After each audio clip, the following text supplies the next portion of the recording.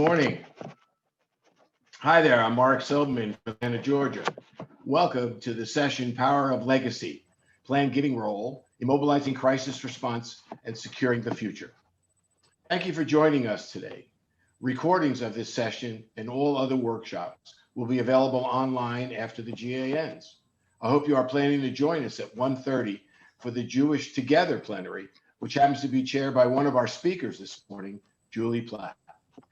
Every year, all of our communities benefit from the foresight of donors who created legacy gifts. Contributions from their endowments provide funding that fuels our annual campaigns and helps keep our Jewish communities vibrant and strong.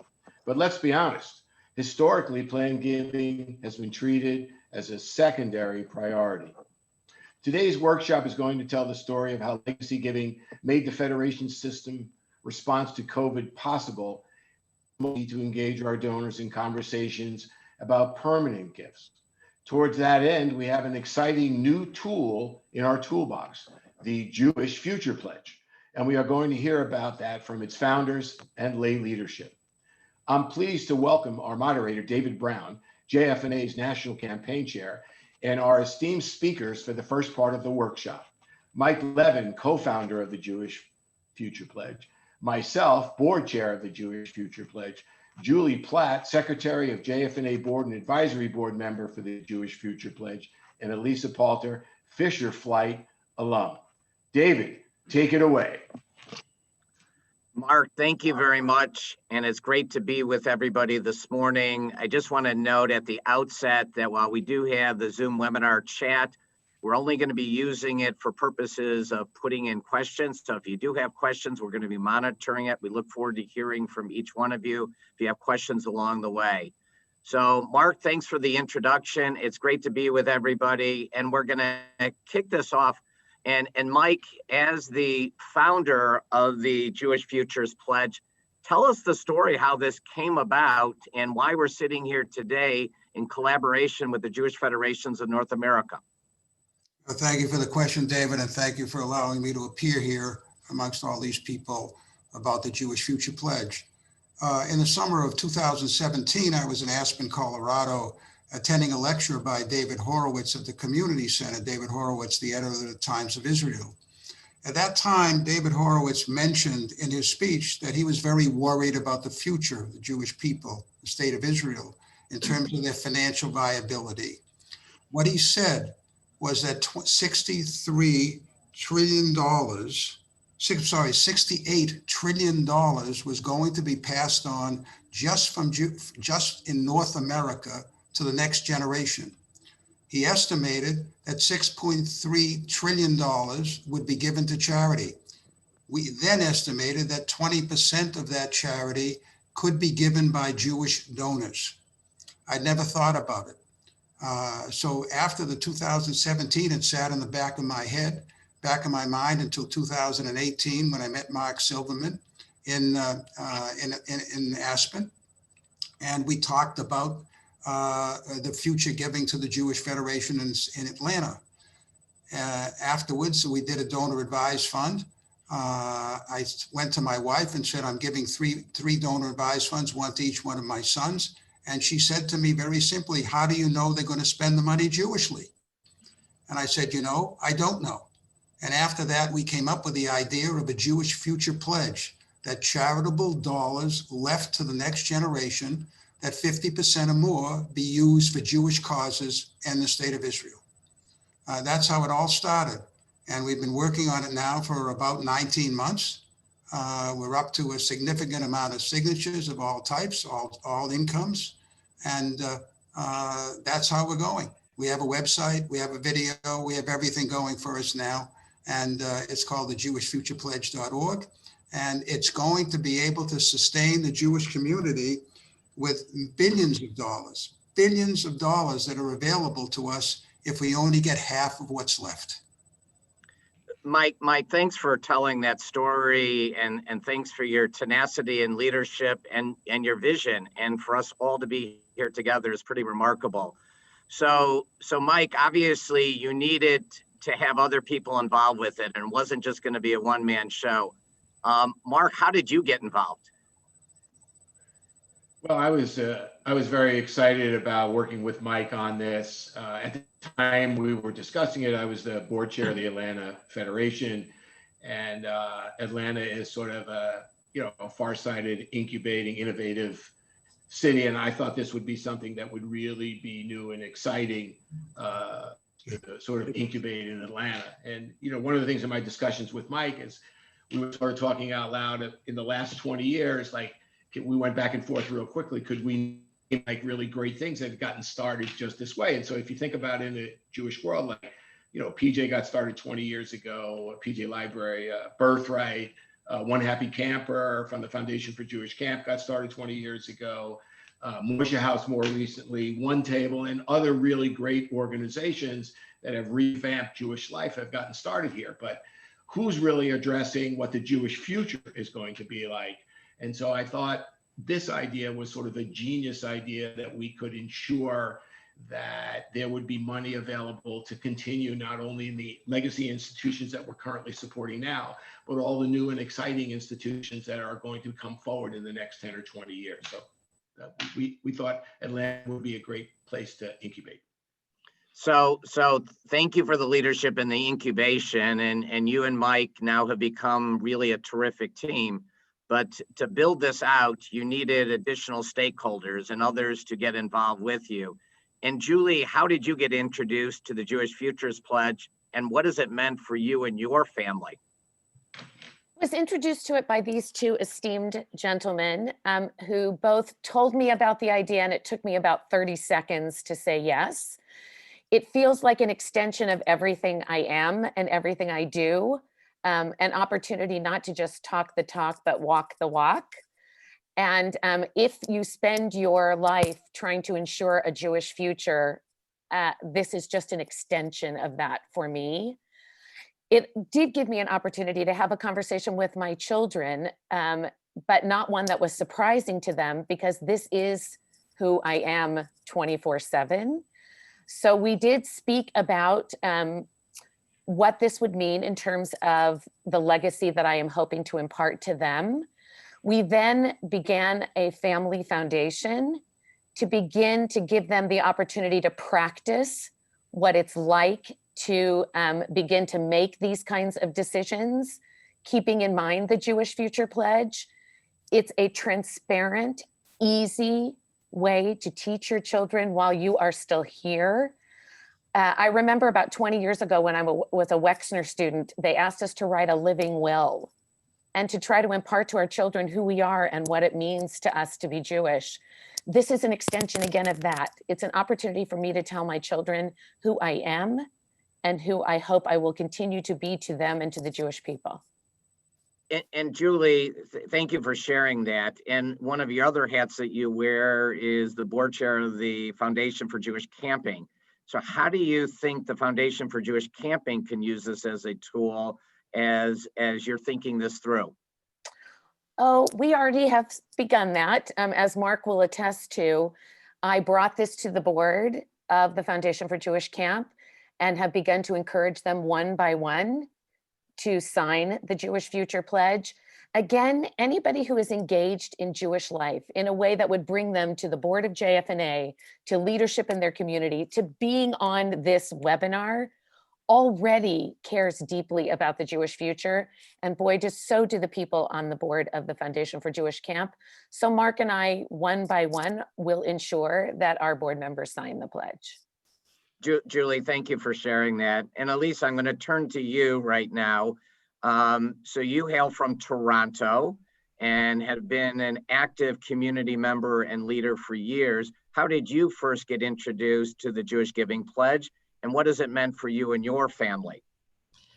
So like Julie, I was a Wexner Fellow and also already had written the ethical will, and it was part of our family discussion for a long time. We also were Fisher Flight members, my husband Gil and I. And so part of the learnings of the Fisher Flight was all about what you want to do and how you want to make a difference and hopefully making your difference in the Jewish world. So my husband and I had already set up a foundation. We have already been very involved. He's been campaign chair. I brought in your PJ Library to Toronto. So a whole bunch of things that we've been involved with and continue to be involved with in the Jewish world. So none of this was new to us. We happened to be invited to a call a couple weeks ago for Fisher Flight members, alum and members, and were told about it by Jane Sherman and Kim Fish. And it, as Julie said, it's a no-brainer. We were already, our wills already talk about doing this. We already had the ethical will and had the discussion with our children. So for us, we wanted to become the first, I think we're the first Canadian signatories of the pledge, because it was very important to us to set an example, as we have tried to do in our lives. So we're just using the pledge as a way to start talking about it to other people. It was very important to be able to open conversations. So that's why we signed. Elisa, thank you. So I want to turn it to more of a personal basis. And Mike, how has this changed your life? Because you've been an active business person involved with the Marcus Foundation, but this is a true passion for you. But how has it personally changed your life and maybe those in your family? Well, I think the first thing I had to do was meet with my children. And I don't want to underemphasize, I want to overemphasize the fact that this is a next generation situation. We always get the question, what's the difference between this and legacy? Legacy is when I would give a gift that's a legacy gift out of my will or in cash or whatever I'm doing. This is a conversation with the next generation to attempt to convince them to do it themselves after what we're doing with whatever charitable resources we're leaving to them to use when we are gone. So it does involve the generation.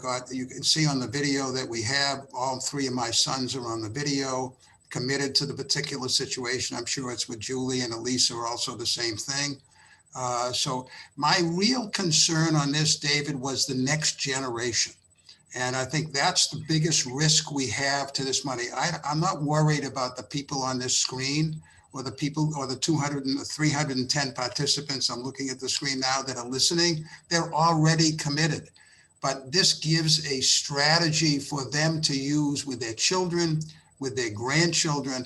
And so I'm very passionate about it. And you know, it's just been a mission for me to finish. I'm going to be 83 in a couple of weeks, and this is my last gift to the Jewish world.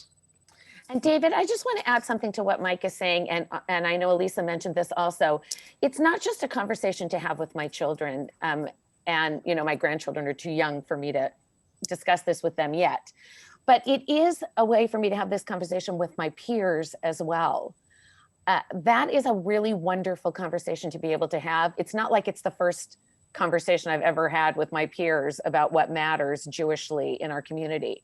But this is a way for you to set an example for your peers as well and have those same conversations that you've been having with them all along about what matters to you. Julie, really important point. And so it's not only the impact down the road and from Lador Vador, as Michael's been describing, but really the reality of the impact we can have today, and to ensure that things are set up and that you're having these meaningful conversations. Mark, as you've been helping lead this from Atlanta and then branching this out, how has this impacted you and your family? What has it meant to you? Well, to be honest, my wife and I certainly consider ourselves, philanthropists, and been, giving money away to the Jewish world for a while now. It wasn't until sort of the bell went off in our head about the Jewish Future Pledge that maybe we should incorporate our children. So we're actually having, it's going to be this week, because of COVID, it was delayed. We're going to have our first family philanthropy meeting of where we're going to sort of go in more in depth about the why and the wherefore of the Jewish Future Pledge. We've written a sort of a legacy letter to the children we intend to read to them. our grandchildren are also just sort of on the fringe, a little young to get started in this yet. And so it's been very meaningful for my wife and I to engage the 4 children, plus their spouses. And in my family, I have 3 of my children that are already married to somebody who is not of the Jewish faith in the household. So even this Jewish Future Pledge at 50% is even more important to bring the entire family to the table to understand about how we need to invest in the next generation. Mark, thank you on that. Elisa, from your community leadership point of view, do you think this is going to be an easy sell for your peers? And then back to sort of the opportunity to have further discussions with your family members. How will you use this Jewish Futures Pledge in both of those conversations? I already have used this Jewish Futures Pledge, so thank you, Mike. In fact, I went for a walk with a friend on the weekend and I told her all about it. So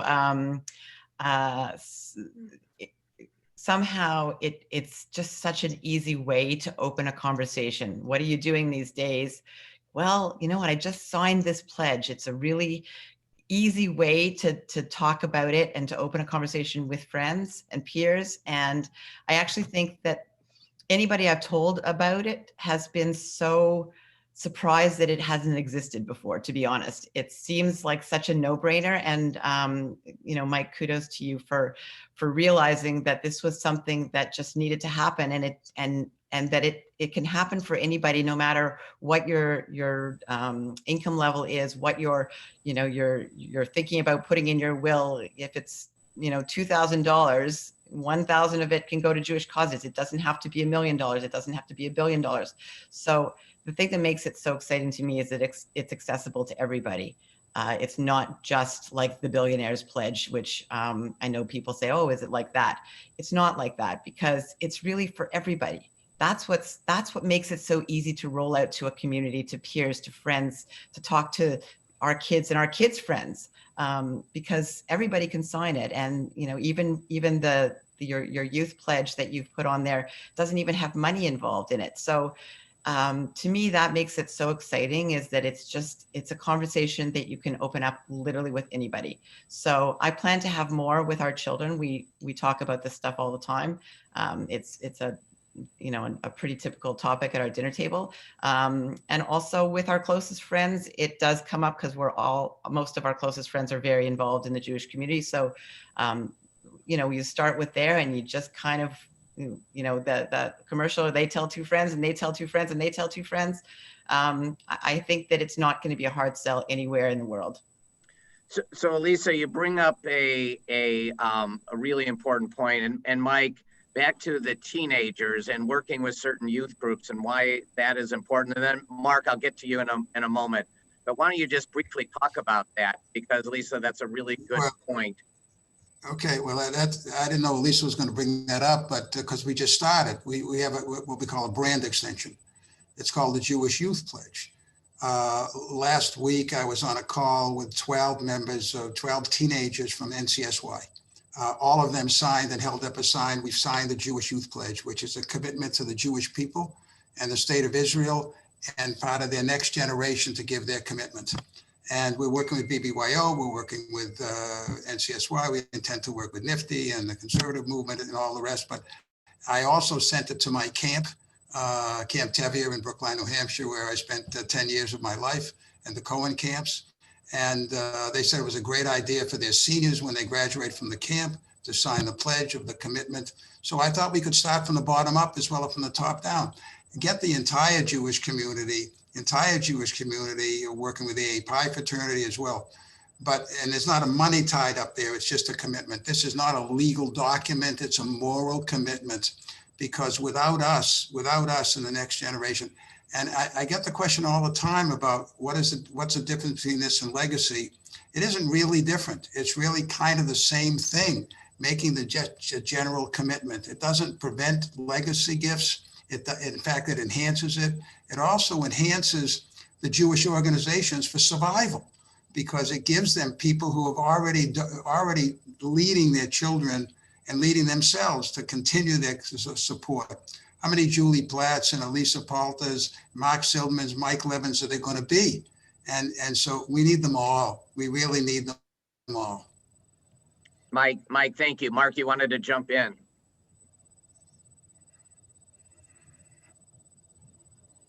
Of questions in the chat box about life and legacy, and so yes, the Jewish Future Pledge is totally integrated into life and legacy. I could give is, so I have some legacy gifts that are going to come out of my estate. Additional cash. Mark's internet is low. Mark, you're a little frozen. So maybe reboot for a second. I'm gonna turn it, Mike. The idea that this we're here at a Jewish Federations of North America General Assembly as one of the workshops leading into the GA plenary this afternoon. How did this come about with the partnership of the Jewish Federations of North America, and why, from the Jewish Futures Pledge, why is this partnership so important? Well, I think we have to get a distribution system, and the best distribution system in the Jewish world is JF&A, and particularly in North America. I just want to emphasize, I didn't even know this, but when David Horowitz spoke, he said 90% of the diaspora is in the United States and Canada, or North America. 90%. Think about that. And that's where most of these dollars are. So, and who has the best lead into the most amount of Jewish people who are committed is JF&A. So now we're opening up and going to test 10 more federations to follow the Atlanta lead that Mark helped with, the Dallas lead that Mark helped with, the Miami lead that Amy Holtz, who's my co-founder, helped with, and 10 more federations that we're going to test and see whether their foundations and what have you can commit signatures and get the thing going. So I think we feel the federation needs to think about, and that we know they do. They think about the next generation also, as many of the Jewish programs are in next generation. But now we have to get our own generation to be able to teach that process. So Mike, you raised just the real power of the federation system, the power of the collective, the power of 146 federation communities together with 300 communities that are part of the network system, and that distribution and that opportunity to engage and to help educate and ultimately to make them a part of this. And the next session that Dirk Bird and others are going to be leading is the importance during this latest pandemic and the needs in the community, how the legacy giving and the donor advised funds really made a difference. And so you're leading right now with trying to make certain those dollars are available. They're going to be talking how important it was just during this recent crisis. Mark, I'm going to turn it back to you, and hopefully you're unfrozen for a second. Okay, awesome. Thank you, everybody, for your patience. I just wanted to address this issue in the chat box about life and legacy and its integration in the Jewish Future Pledge. And I give a personal example. As my wife and I, as part of our estate planning, have some gifts named to some Jewish institutions, but I'm also going to have some other assets that are going to go into a donor advised fund, and we would also be working with the next generation at that particular time to continue on and honor our request for the Jewish Future Pledge. Now, in theory, if I gave 50% of all my charitable assets as a legacy gift, then in theory, technically, my obligation is made, but I also want to develop philanthropy for my children and my grandchildren to continue to live on. So you can see it all works together. It's a great conversational piece. If somebody is opening up a donor advised fund today, the first thing that should be asked is they should be talking about the Jewish Future Pledge. And then they also could obviously engage that donor in discussions about legacy gifts that they may or may not be thinking about that could be made out of their donor advised fund at their death, et cetera. So it's a really broad-based, integrated conversation for sure. So Mark, thank you for sharing that. Mike, you want to just jump in with a point? Yeah, I just want to mention that, there's somewhere north of $20 billion in donor advised funds at Jewish federations across North America today. That does not even come close to the amount of billions of dollars that Jewish people have in donor advised funds in a number of financial institutions. We have not yet found anybody in the 17, 18 months we've been working that has any kind of letter, any kind of statement with their donor advised fund that says if something happens to them, what is the direction for the money that's going to be left to their heirs? So we've been working with language so that they can once again direct the money if something does happen and it'll no longer here. So that's another big opportunity for the foundations in the Federation, even to direct those things to the federations themselves, or a portion of that 50% or more to the Federation itself. So there are what I call marketing and selling opportunities for the organizations like Jewish Camping, like Birthright, like the Federation, to use this particular vehicle as a sales tool and also protect the future for all of us. So Mike, one of the aspects of the Jewish Futures Pledge is to giving to the Jewish community, and many people think about that locally. But one of the strong aspects of it was also the support of the State of Israel. And Elisa, how have you thought about that from a point of view of your philanthropic initiatives and your family and your support of the State of Israel and different institutions there?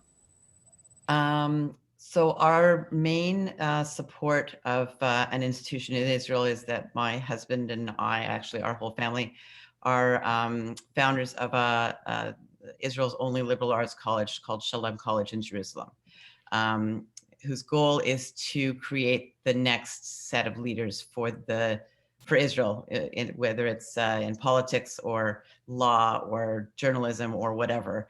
And so our donor advised fund, part of what we have put into our wills and into our instructions that go with it and into our ethical will that accompanies all of our documents is that we want to continue to support this institution and any other ones that we are supporting. So I think it's part of what this is all about is just making clear what your wishes are. If you've lived your whole life in a particular way, and then money goes to the next generation and they say, yeah, not so into Israel, not so into Judaism, not so into whatever, then all of that money that you've worked for and all of that time and energy and love that you've put into the Jewish community your whole life sort of goes for naught. And so for us, it's just very important to feel like, we've worked for all this money. My husband and I both have our own businesses, and it was very important to us.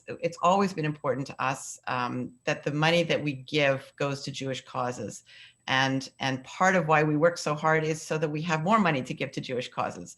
And so to have the next generation not understand the importance of that to us seemed to us to be sort of a waste of all that work we've put in, all that love we've put in. And so this conversation, I think, helps with the continuation of the things that are important to us, the college in Israel, our local community, our federation, all of the organizations that we've been a part of. And I think that's the big thing, is whatever is important to you in the Jewish world, make it clear to the next generation that is where you want your funds to go. So Elisa, thank you for sharing that and the connection to the State of Israel. And so, back to sort of the investment that you and your family have made into the Jewish community and the State of Israel, how beyond just signing the pledge, Mike, do you see the role of the Jewish Futures Pledge on the engagement and education of the next gen and the engagement and education of the broader community? Because just signing the pledge is great, but there's obviously more work to be done. So how do you see that rolling out, and the role of the Jewish Futures Pledge and engagement with Fisher Flight as an example, as one aspect that we're going to be working with the Jewish Federation North America, together with these 10 pilot communities? But what more is the Jewish Futures Pledge going to be doing relating to that education and engagement? Well, I think what Mark said in the very beginning, and I think what Julie and Elisa have said really answer that question. I believe that the Jewish Future Pledge and it manifests itself in a teaching model by itself. For those of your peers, as Julie said, for those of your children, as Lisa said, and I think it is absolutely as people have said, a no-brainer to say that if you're Jewish and you're committed, that you're going to sell this commitment to those people around you, and it's also a tool for the organizations themselves for their own survival financially as the future goes on. So I think for education, for what have you, it's really an insurance policy for the Jewish people. And I think it's like buying without spending the money, simply buying an insurance plan. And I think it's a very, very easy education to talk about it. We have a question up there. If I was single and there were no children, what do you do? And I mean, it gives an opportunity for people to talk about their legacies, to talk about what they're going to do.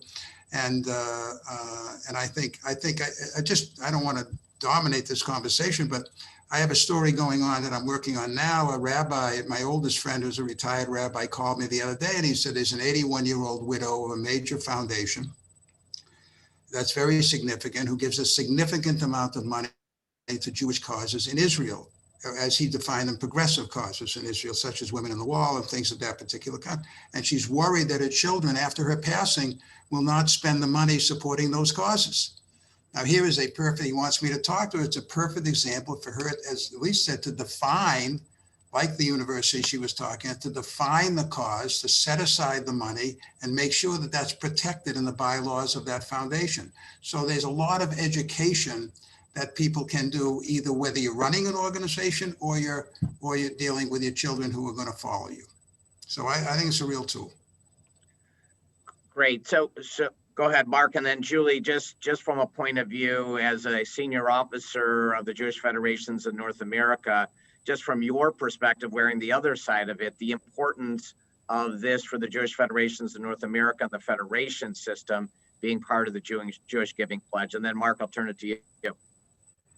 So I was just sitting here thinking, I'm very engaged in the national security campaign that JFNA is about to launch. And I care very deeply about the physical security of the system. This is like a partner importance to me. We have to ensure every part of the security of the Jewish future, both physically and in everything we are as a Jewish people. It just all makes sense. It makes sense that the Federation is going to secure the Jewish future in every way that security is defined. And I'm proud that JFNA is taking on both parts of this. The other thing, I just wanted to highlight something that Elisa said in one of her earlier parts, which is it doesn't matter the amount. I don't want anybody to feel that because they don't have some enormous donor advised fund or some enormous foundation, that this isn't equally important. Every dollar that goes into securing the Jewish future is important. So don't be daunted by that or feel that you are not part of this family. You are part of the family of securing the Jewish future. Julie, thank you. Well said. Mark, you had a further thought or comment? Yeah, just two quick follow-ups for what Mike was talking about. So in Atlanta, we're in our second year, and we have two robust things being developed already out of the outcomes of the Jewish Future Pledge. And one is we've been running some next generation philanthropy programs.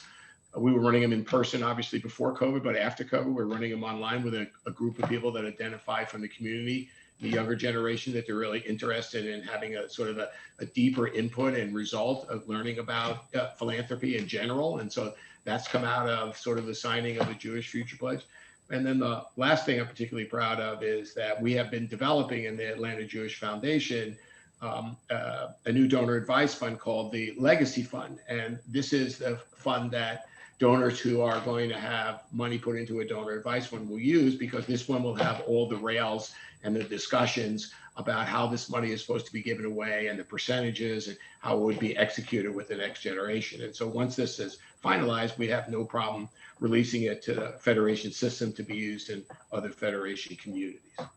So Mark, and thank you for sharing that. And so from the Jewish Futures Pledge is also coming some new ways of looking at donor advised funds, creating some new vehicles to be able to ensure the Jewish Futures Pledge can be ultimately implemented. And so my question to you as we're sort of beginning the wrap up is, what is it that you want everybody who is on the call today to be thinking about? What is it that they can be doing? And Mike, I'll start with you. Well, I think the most important thing for people on the call is to, number one, go to the website of Jewish Future Pledge, really understand the numbers, understand the situation, read the documents that people that have signed have said why they have signed, and educate yourself. The second thing is to think about how it applies to you directly in your personal situation, how you can relate it to children if you have them, to nephews or nieces if you have them, or grandchildren if you have them, and what you're doing with what's going to come after you, and look at that and see how it applies to your particular situation. To talk to your financial advisors, your accountants, your lawyers if you have them, if you're substantial or not substantial, and just think about the future as opposed to just today. This is a long run situation. We've been here for thousands of years. We want to make sure that we're here for thousands of years more, in spite of being the most difficult people in the world, as far as I can see by just reading the newspaper every day. So I think it's an opportunity for the people who are watching and who are participating. This is a nonpartisan activity. It has nothing to do with politics. It has nothing to do what you're feeling about the situation here or in Israel or anything. It has to do with the Jewish people, and it's financial and support survival for the future. So if you take that as your personal situation, talk to other people, tell people what you're doing, as Elisa has and Julie has and Mark have and I have. But the website will give you all you have to have in terms of knowledge, and then take it from there. Mike, thank you. Thank you for that. And from a rollout point of view, we have a number of individuals who are interested for themselves, but we also have a number of professionals who are working in their communities, who care deeply about preserving, the current and future Jewish life in each of their communities and connecting to Israel. What advice, Julie, do you have for them as they're thinking and considering this, as far as trying to bring this to their community? It gives you a very good vehicle to encourage people to have conversations with their families. This is a great excuse to have the opportunity to say what matters to your family. And it's almost permission that sometimes people are timid or not clear or walk on eggshells in expressing themselves to their family. Federations can give their leaders an excuse to have those conversations through the Jewish Future Pledge. And it's also, as we've all talked about, an extension of who we all are as members of this broader Jewish community. This just concretizes what we're all doing every day. All of us who are participating in JFNA's GA, this is just a natural extension of who we are in the Jewish community.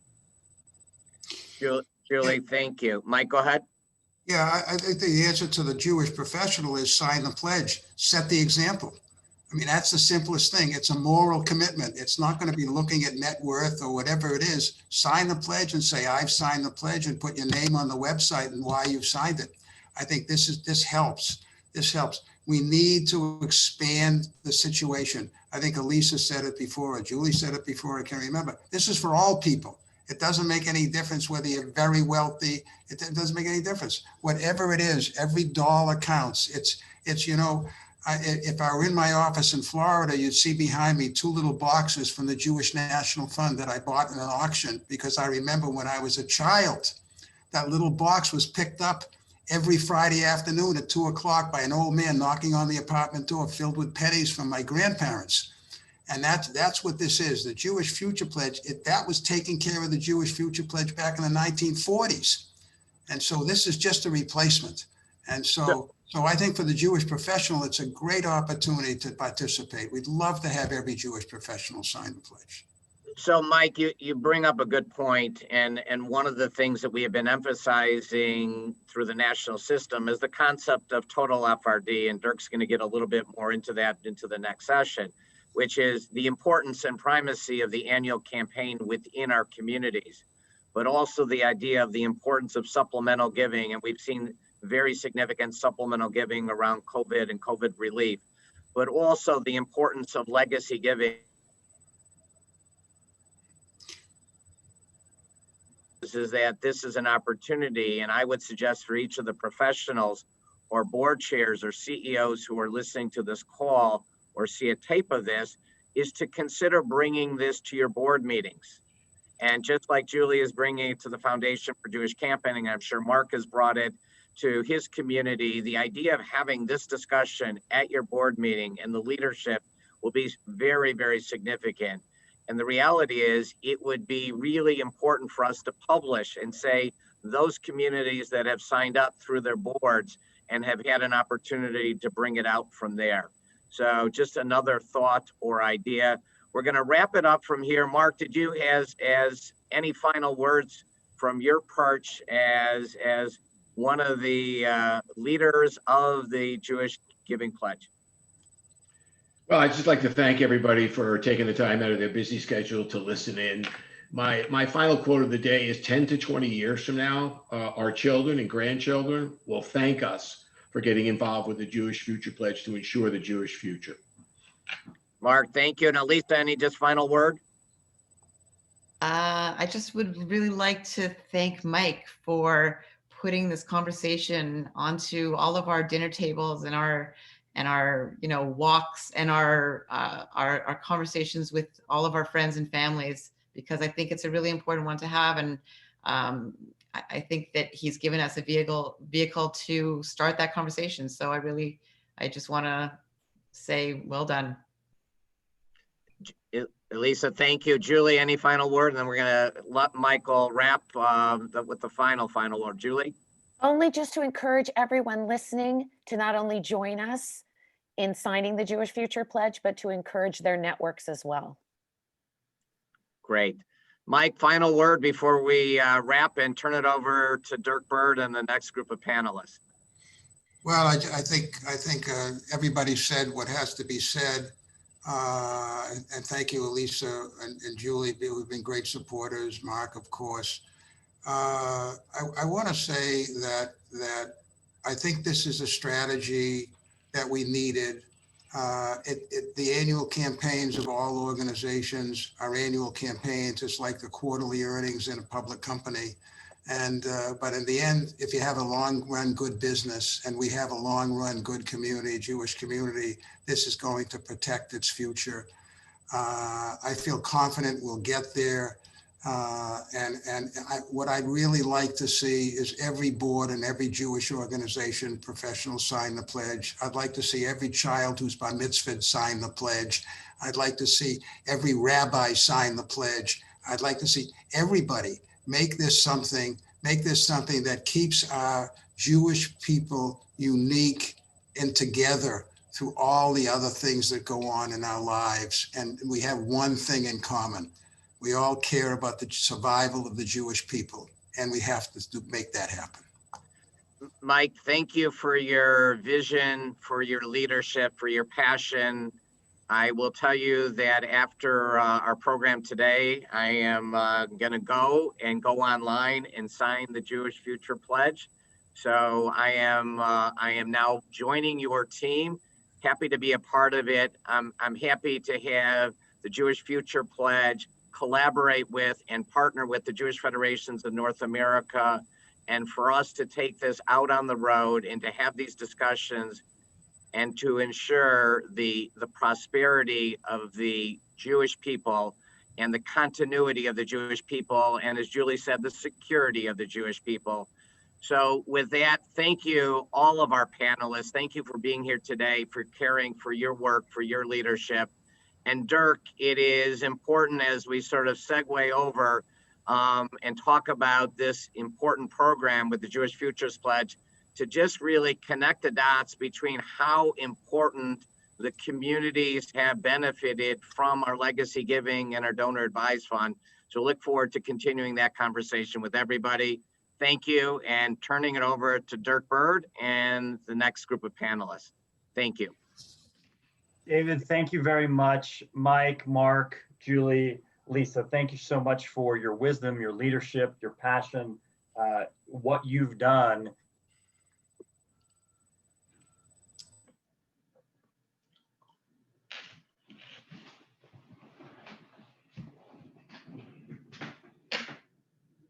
Dirk, I don't know that we can hear you.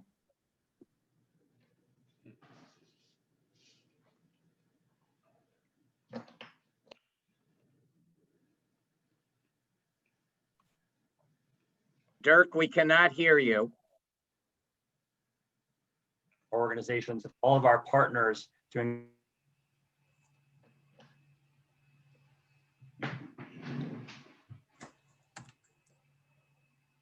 I want to welcome in our next set of panelists who had an up-close view of just how important plan giving and endowment and long-term resources have been over the last 7.5 months. Never could we have imagined, especially those donors decades ago who created gifts of permanence, who established donor advised funds, how critically important their generosity and those resources would be for us over these last 7 months. I want to welcome in our panel for the next part of this conversation today. Michael Balaban, CEO, Jewish Federation of Broward County. Michael Friedman, Senior Philanthropic and Planning Services Advisor for the Associated. And Laura Linder, President and CEO of Jewish Community Partners. Thank you so much for being with us today and lending your time and your insights into what we've seen over the last several months. As the previous panel discussed, the role of plan giving and endowment hasn't always been given the right kind of prioritization in our communities. I think that we've all somewhat struggled between the balance of plan giving and endowment in our annual campaign. However, over the last 7 months, we've heard over and over again just how important plan giving, donor advised funds, other unrestricted resources have been in leading crisis response. And Michael Balaban, I want to go to you first. And if you'll give us an insight into what you've seen in your community and describe how plan giving helped you lead mobilization efforts in Broward County. Thank you, Dirk. So plan giving is a critical lifeline for our community. And frankly, not only in crisis, but throughout certainly the last decade. One could say we're fortunate, but with all modesty, we worked very hard to grow multiple streams of revenue with a real emphasis on the growth of our unrestricted endowment. And because of that, that gave us the ability when the coronavirus hit to distribute an additional $2.2 million to address emergency needs. And we were able to do that even prior to going out to donors because we had those resources building up. It also gave us the room to address other emerging issues as they continue to arise throughout this pandemic. Laura, I want to go to you next. When we spoke earlier a couple of weeks ago in planning for this section, you talked about the role that donor advised funds played in particular. I'm curious what you saw in terms of crisis response and what you heard from fund holders as you went to them in the early days. Sure. Thank you so much, Dirk. I'm honored to be part of this panel along with my colleagues, Michael and Michael. So yes, donor advised funds have played a very critical role in our ability to respond quickly to the needs that have arisen due to the pandemic. One of the things that we did early on, which actually is something we've been doing for a very long time, is gather a list of needs from our community agencies. You know, one of the critical roles of federations during this crisis has been convening the community to understand needs and coming up with solutions to meet those needs. So as we have been doing, we convene the community, tried to get a handle on these specific needs that had arisen, and we shared that with fund holders. And we've continued to do that every other week or so, sharing what we call a needs list with donor advised fund holders. And I printed a list this morning. Since March, we have facilitated 94 gifts from donor advised funds from that needs list.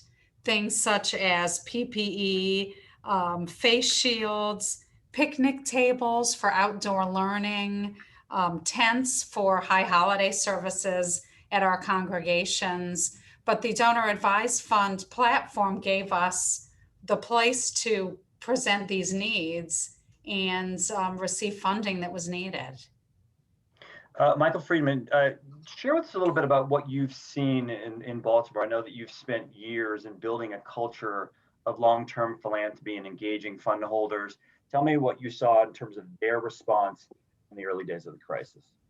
Well, in the early days of the crisis, we did something very important, which I think both Michael and Laura have done, which is to send out a communication to all donors who have donor advised funds or supporting foundations, explaining the depth and breadth of the crisis and the need for emergency funds for everything from women who are now living with their abusers, to seniors who were isolated and needed food and needed access to food, to our response to the city of Baltimore and to the inner city through our fresh food programs at the Pearlstone Center and so much more.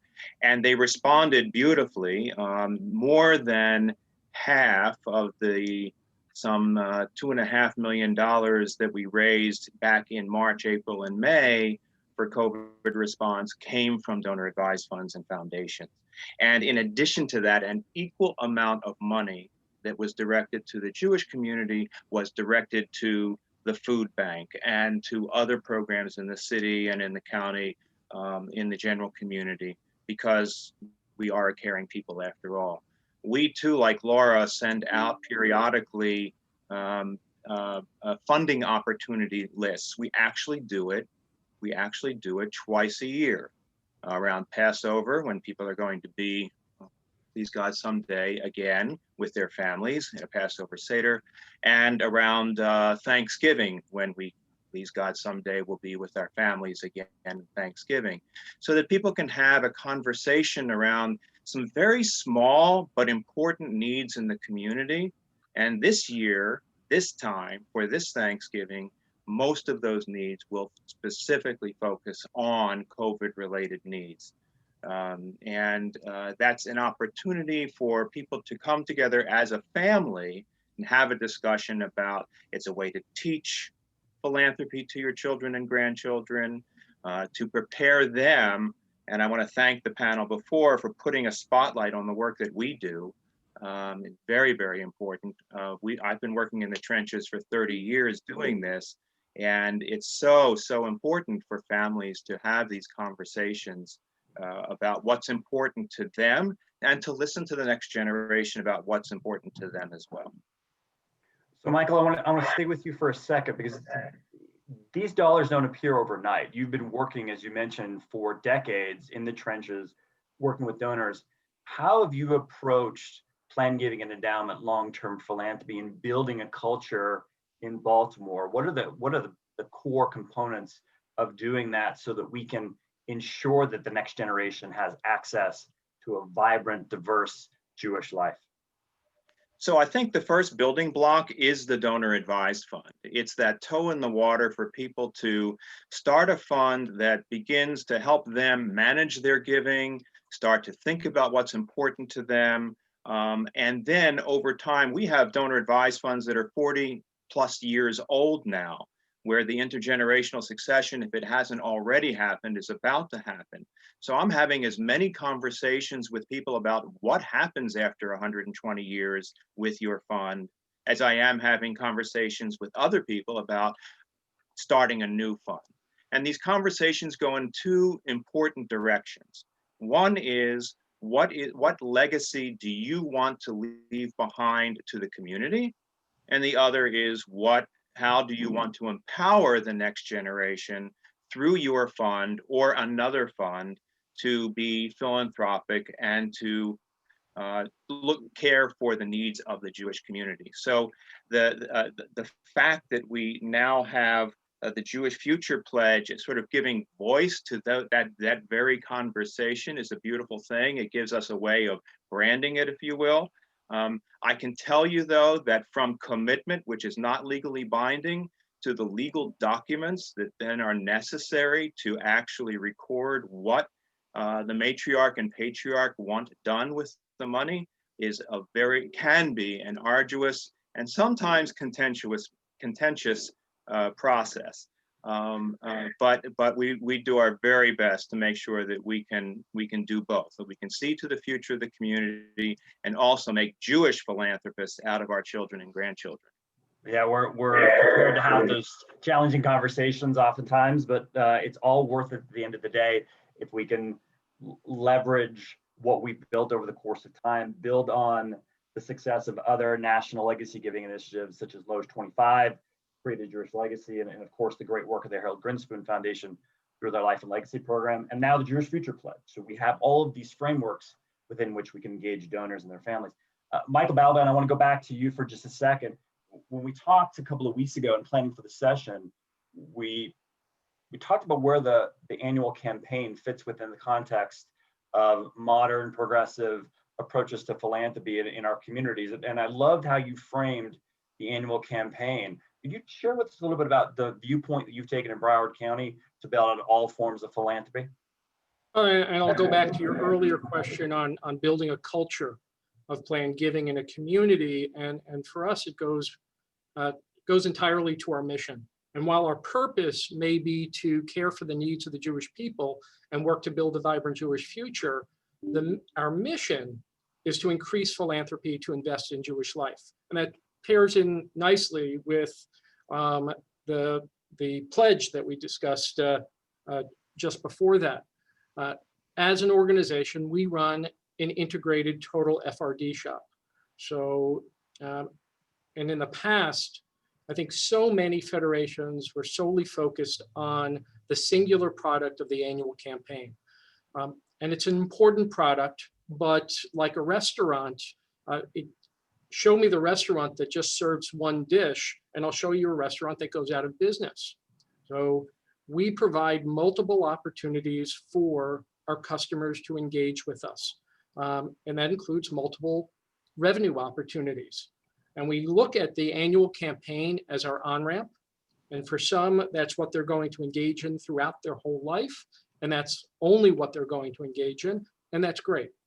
But for others, that's going to bring them on to a whole list of other conversations around planned giving in their life. And that can include supplemental gifts to foster increases, corporate giving to build on their community position, and then planned gifts to secure legacies for future generations. So that's really been our motivation around that. And it starts at the top, whether it's with the CEO, and in the case of Broward as the CEO here, and my board chair, we both have legacies. So we participate fully in these streams because we know we've got to model that leadership for our entire donor pool. So part of that role modeling piece is a critical aspect of building that culture. And I know Mike Levin mentioned that in the earlier part of our conversation about taking steps forward to say this is important. Laura, I want to turn to you and tell us a little bit about how you raised the profile of planned giving in your community. What were those cultural pieces that you inherited, and how has that evolved over the course of time? Thank you, Dirk. In Memphis, our structure is a little different because we started with an independent Jewish community foundation, which was a separate and continues to be a separate organization from our federation.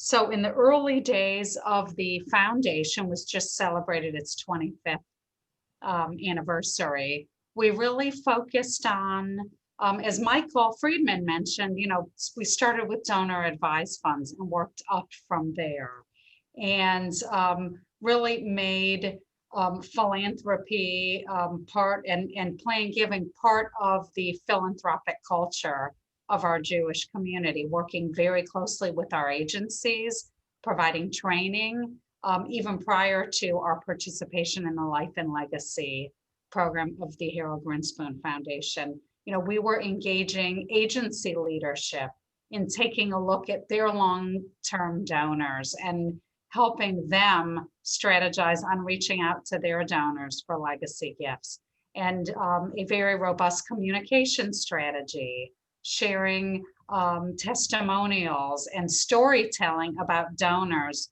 who had stepped forward and created meaningful legacies, working with professional advisors, making sure that they understood the resources that the Jewish Foundation could provide to them and to their clients. So I think it's been in, you know, slow, steady, constant activity focusing on building a legacy culture.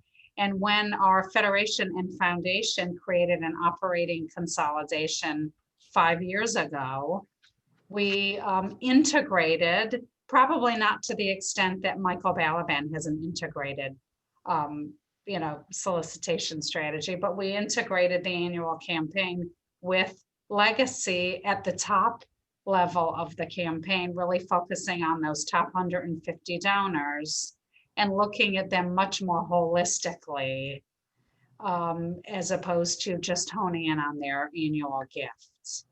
And Laura, slowly, how did you build that culture among your lay leaders? As we saw in the previous example with the Jewish Future Pledge, you had lay leaders invest of themselves after there was an awareness of how critical this work is.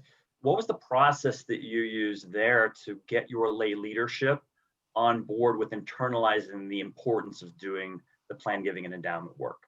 So, I mean, that is the mission of the Jewish Foundation. And for 25 years, there's been a group of lay leadership representing every agency of our community, plus general community members whose sole focus was to promote long-term sustainability of Jewish life and through plan giving vehicles. So that it has been a 25-year cultivation of leadership and donors focused on long-term sustainability, which happens through legacy gifts. And let me make one other comment. And yes. I'm sorry, because I loved hearing about the Jewish Futures Pledge. And my colleagues have already said this, but it is now providing another tool for us to use to have those legacy conversations. And let's face it, for all of us that are out there and have been doing this, we need those tools. And so I made a list during the call of the tools that we have used here that have enabled us to build that culture, both with leadership and with donors. 2164 training, Lion of Judah endowment, the Jewish Future Pledge, the Create Your Jewish Legacy that was launched in San Diego 15 years ago, it may even be longer than that, and then picked up by the Harold Grinspoon Foundation as Life and Legacy. Those have all been tools that have helped us in our communities create that legacy culture. And I'm excited to think about how we can now use the Jewish Future Pledge. Well, I appreciate your capturing the list, and it's good to know that you were taking notes. So that's good role modeling for others who are on this panel. Michael Balaban, I want to go back to you for just a second. In thinking through ongoing crisis response, because we're not done with this. There are waves still yet to come. What role do you see a diverse approach to philanthropy playing, and how are you thinking through the next wave of crisis response in aggregating and distributing resources where it's needed most in the community?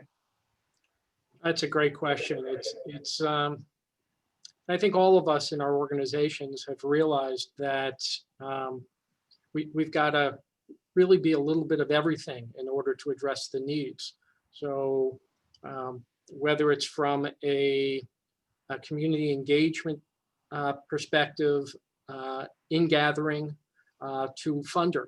And I'll give you a positive that's been an outgrowth of the crisis. Because of the work that we've done through some of the tools such as Life and Legacy, we've worked so closely with synagogues and agencies to help build their endowments.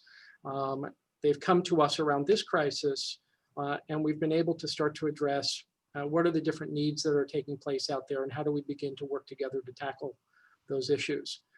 I believe that's gonna, and I hope that's gonna be a lasting effect, that we work stronger and closer together in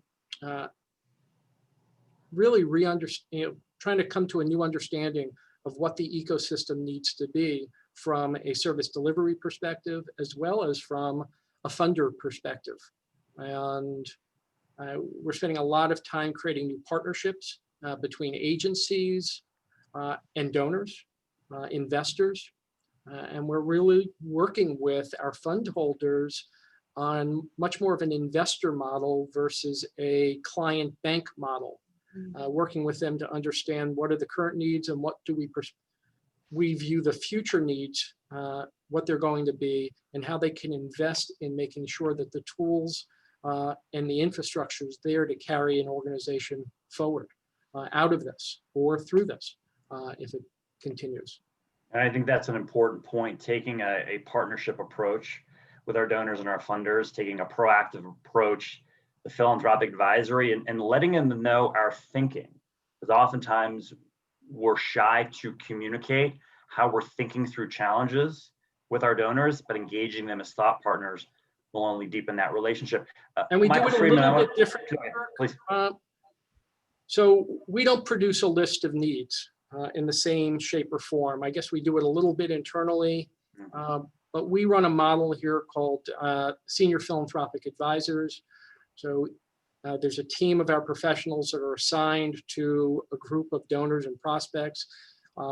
So in addition to regular meetings with our top donors and our community members that typically I lead, or we bring someone in, and David Brown's been involved in those, Eric Fingerhut's been involved in those, as have you. But on a regular basis, our professionals are out there introducing issues, items, and needs to specific individuals in the community. And we vet that through what they're funding in their donor advised funds, what we know about their overall interests. We sometimes bring them together as groups and hold those conversations. But even though we have this requirement for social distancing, we've made sure that our communication has become much more tighter and concise, one-to-one with individuals. I appreciate your sharing that additional thought in terms of how you're communicating and how you're thinking through the communication with your funding partners. Michael Freeman, a similar question. You and I spoke a couple of weeks ago about how this crisis response is different than what we experienced in 08 and 09. How are you thinking through the next wave of response, and how is that informing your engagement of fund holders in Baltimore? So thank you, Dirk. You know, we did talk about this. I believe that this recovery, the recovery from what we're experiencing now, is going to be much longer than the recovery from 08, 09. By March of 2009, the market started taking off, and it didn't stop for years and years. And it only affected, frankly, a small segment of the community, to be perfectly honest. This pandemic is affecting everyone. It is a threat to the survival of everyone, and it's a threat to the survival of our community. But it's also, we've known about the threats to the survival of the Jewish community, the spiritual survival of the Jewish community for forever, as far as diaspora Jewry is concerned. I think that we're going to have to, in speaking to our donor advised fund donors and our foundations, to not talk just in terms about taking care of the crisis, which is our focus right now and which must be done in order to, among other things, access every single dollar that's been put out by JF&A. Thank you very much, in matching dollars to those 11, I believe, foundations that have put up the money for the match. But beyond that, we're going to have to think in terms of not days, months, but years of additional funds to rebuild, reorganize, restructure, rethink everything that we do, and to make sure that we have the resources available to meet those future needs, whatever they're going to be. The story that we're telling today in October is different than the story we were telling in March, April, and May, and yet it's the same pandemic. It's just moving so quickly, you cannot possibly anticipate everything is going to happen, but we can all see it changing every day in front of our eyes, and we know that we're going to have to respond, and it's not just now. So we have to be able to have the conversations with our donors to plan for multi-year commitments, not just one-year commitments, as well as then, that's why unrestricted legacies are so important. Yesterday, we heard about how many major philanthropists are now throwing unrestricted money at organizations that they care about. Not that they don't care about the causes, but they understand that those organizations just have to stay in business. Our agencies, our synagogues, our day schools just have to stay in business right now to continue their work. And so unrestricted money for them today is so important. And the legacies that we get from people that they may plan today and we may not see for another 30 years are going to be so important to us then as the unrestricted money is now, as Michael Balaban was talking about earlier, to meet these increased needs so that we can access them just like that. I just wanted to say one more thing very quickly. Yesterday, there was a comment made, why do we have to have endowments? Questioning sort of, why don't we just access these billions of dollars in foundations and endowments and donor advised funds? It's there, we have very real needs today. Why don't we just take it all, or a very, very significant portion of that, and spend it today to get over the hump, so to speak? And I think that, that while I appreciate that, we have to also understand that our endowments, our foundations, our donor advised funds have been the engine that fuels innovation, that allows us to move past a crisis and to build a community to meet whatever needs are going to be before us. We recently, not that recently, but a few years ago, we got an unrestricted legacy of a couple $1 million. And the will was so interesting to read.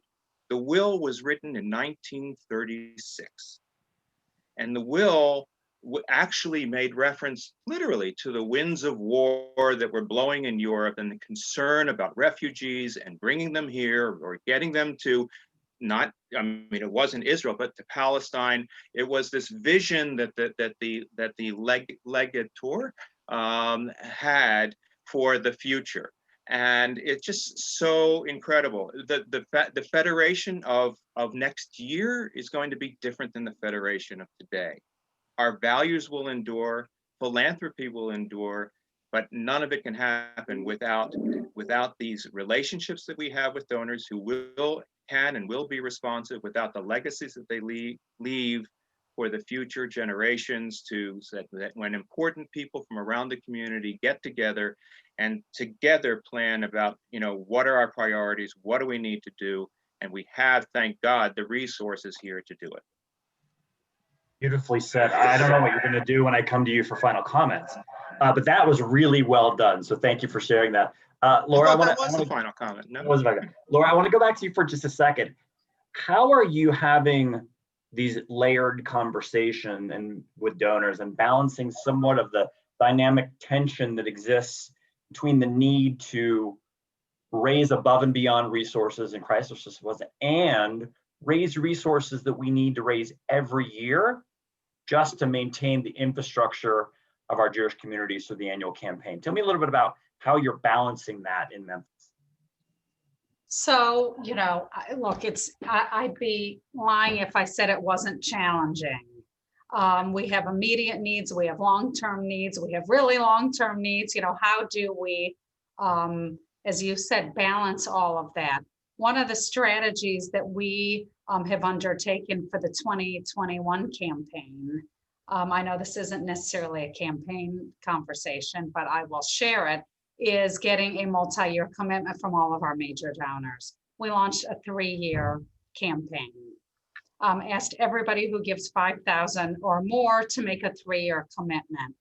Now that's manageable in a community of our size. We have 150 donors that fall into that category. And I'm pleased to share that 96 of those donors have made a 3-year commitment, which, one of the priorities that we set very early on in this crisis is that we wanted to be able to provide stable funding to our agency partners. And one of the best ways that we know how to do that is through the annual campaign and the support that we're providing them every year. So we went for that 3-year commitment.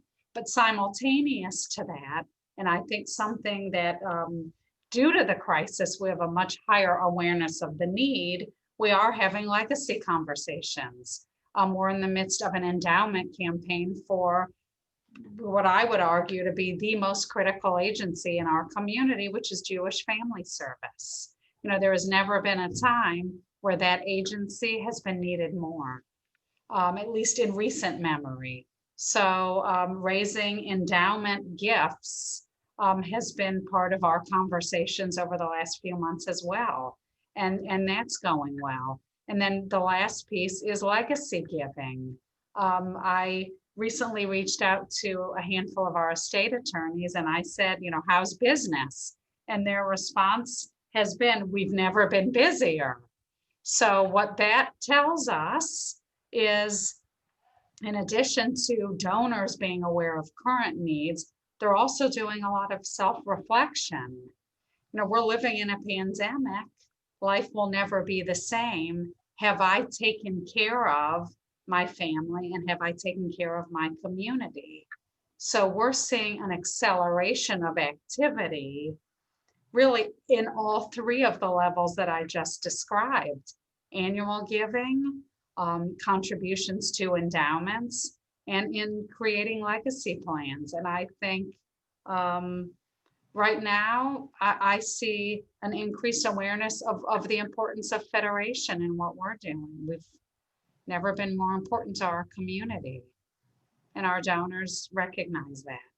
And I want to thank you for bringing up this factor that we're seeing with estate planning attorneys being incredibly busy and our donors being aware of what's critically important to them. And I think that there's a baseline level of vulnerability that we're hearing, and not in terms of risk, but vulnerability in terms of a willingness and a desire to engage in something beyond a transactional conversation. Something that speaks to their values and their influences and leaving a legacy for the future of the Jewish community. Michael Balvin, similar question that I asked Laura, how are you balancing the need to raise additional resources to respond to crisis waves, as well as make sure that your core infrastructure for the community, your core grant making, remains strong? Yeah, and again, we run slightly a different kind of operation because I'd love to say fully integrated, but we certainly have moved towards total FRD, or total financial resource development, in a much more robust way than I think many organizations have been able to just yet. And I'll give it to you in context. Our annual campaign is $4.5 million. We will distribute close to $22 million this year through all of our revenue streams. And our unrestricted endowment, and Michael spoke about the importance of unrestricted. Our unrestricted endowment is nearing $100 million. So with our assets on the unrestricted side, we can surpass in any given year what we're raising typically on the annual campaign side. So, but how we go about it, especially during this time, and I don't mean to be crass with this statement, but don't let a good pandemic go to waste. People are open to the conversation. They understand the necessity.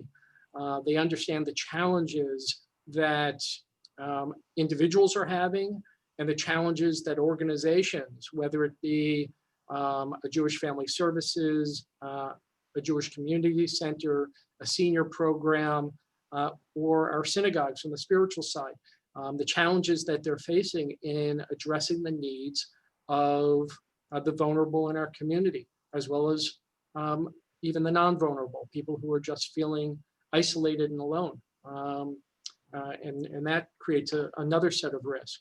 So because this is front and center in every news station, newspaper, and unfortunately most of the dialogues that are taking place in a given day, it opens us up for very transparent conversations with individuals about the need to secure today.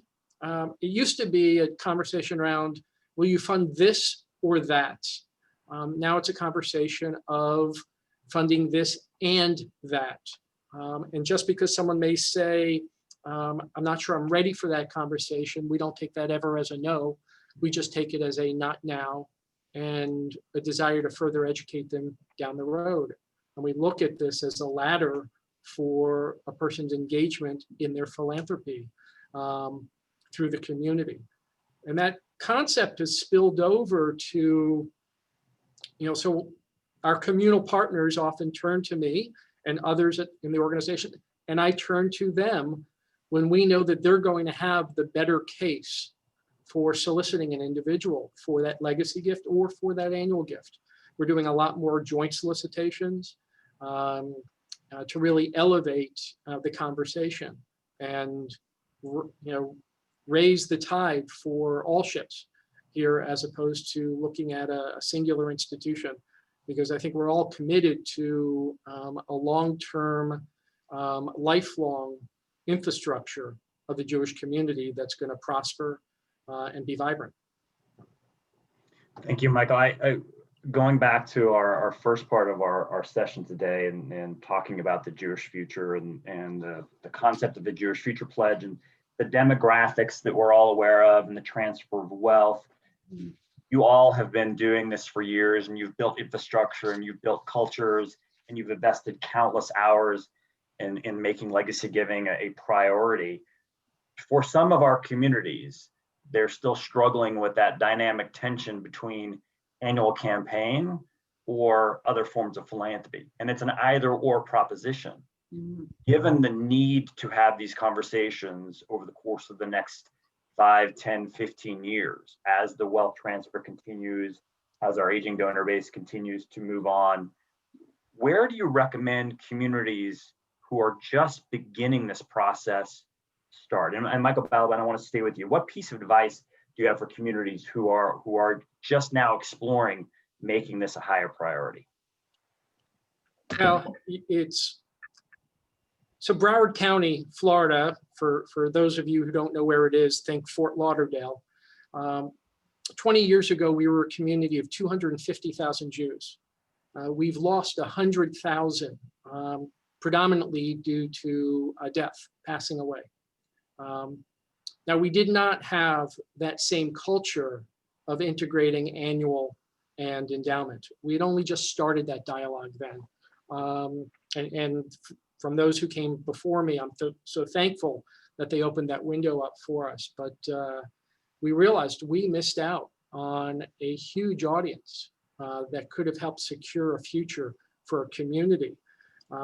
But I go to the old nursery rhyme, the nursery joke. How do you eat an elephant? One bite at a time. And I think for many, they think you've got to structure a whole set of processes. Just start the conversation somewhere. We've got a number of incredible tools, whether it's Life and Legacy. We're launching a premium share program where a donor who does an irrevocable insurance policy with us, they pay their first 5 years. We pay the remaining 5 years of that policy. And we're just launching that, and it's meeting with huge success. We run a program called High Care, which is a concierge care management program, which works well for us. And donor advised funds. These are great ways of capturing the client so that you can begin the long-term dialogue of philanthropy. So pick one or pick a couple of these different tools, put it into your toolbox and just get started with one conversation. And over time, you'll find that one conversation has become 5, and then 20, and then 100. This year, through Life and Legacy, we'll have signed over 320 commitments for the community. And this has been a community-wide effort with incredible partners locally and through the Grinspoon Foundation. But imagine that in 1 year, over 300 commitments coming into the community. That speaks, incredible opportunity for our future. Great. Thank you. Michael Friedman, same question. What advice do you have? Yeah, so I think that we are very, very fortunate, not by we, I mean all of us, that we have a reputation for being the greatest fundraisers in the world. We have absolutely a corner on the market in terms of annual unrestricted giving. People who have been giving year after year after year after year.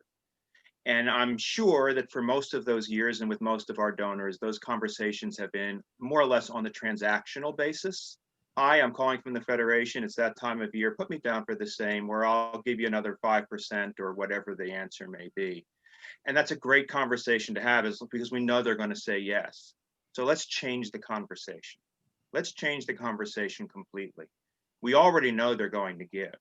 So ask two questions. Two questions. One, what matters to you? And two, how will we be remembered? Now, within each of those questions, there are other questions to be asked. What matters to you? What matters to your family? And what matters to others? Because as a federation, what matters to others is what matters to all of us. What matters to you is how you want to participate in that Jewish future. And what matters to my family is how they will be impacted by seeing what you have done, and how they will be impacted by seeing what you have left to them through a donor advised fund or foundation, if that is your choice, or if you are afraid of what they will do, no matter how much you talk with them, certainly through an endowment and a legacy to the community. How will you be remembered? How will we be remembered? How will we be remembered by our families, by our community, and by the generations that we'll never know? Because I can tell you that the money that we're spending today was given to us by people from generations that we just don't know. We don't know their history anymore. Nobody's alive today who knew who they were personally, but they had the same kinds of hopes and dreams for a Jewish community as we have today. It looks different, but it's Jewish and it's our people, and we will survive thanks to the generation and legacies of those that came before us. But keep it simple. The conversation is really simple. It's about legacies, plain and simple. It's about what you leave behind. How you do it, whether it's insurance or your will or a trust or anything else, that's where the professionals come in. But any annual campaign solicitor can have this conversation. That's what we've learned from Life and Legacy. That's what we're going to learn from the Jewish Future Pledge. Anyone can have this conversation, and we're partners. We, the professionals, are partners with you to help make sure that every single wish comes true. Thank you. Laura, advice. Okay, in the 30 seconds that I have left, I'm going to break it down in a much simpler way. And I love what my colleagues said, and I agree 100% with what they said. But I'm going to put on my Fort Wayne, Indiana hat, where I'm from. And what would Fort Wayne do? Because they don't have the resources that I have in Memphis, that Michael Balaban has in Broward, or certainly Michael Friedman has in Baltimore. I would do two things. Start with your board. Have a declaration of commitment form and hand it out at a board meeting. If you're a layperson, you can talk about it. If you're the professional, start simple. All of us together, if we create a legacy for the future of the Jewish people, together we can do it. And the second thing that I'll say is, right now, since we're all on Zoom, there are all these resources at our fingertips. So the excuse that we can't afford to bring in a speaker just doesn't cut it right now, because I know that I or any of my colleagues would be thrilled to spend 45 minutes with any community that would be interested in having us share our experience with their board and get them motivated to make this a priority. It doesn't have to be complicated.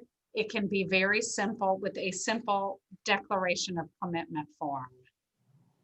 And I can't think of three better people to offer that message to communities that are thinking about taking this on as a priority. It's so critical for our local communities and for our broader Jewish ecosystem that we're all involved in this work together.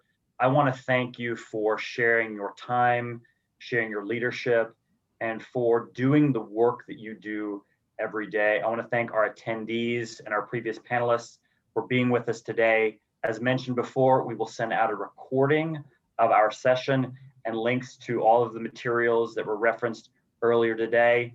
Enjoy the remainder of GA 2020. Much strength as you continue your critical work, and we look forward to seeing everyone again soon. Thank you so much. Thank you. Thank you, Dirk. Thank you, everyone. Thank you.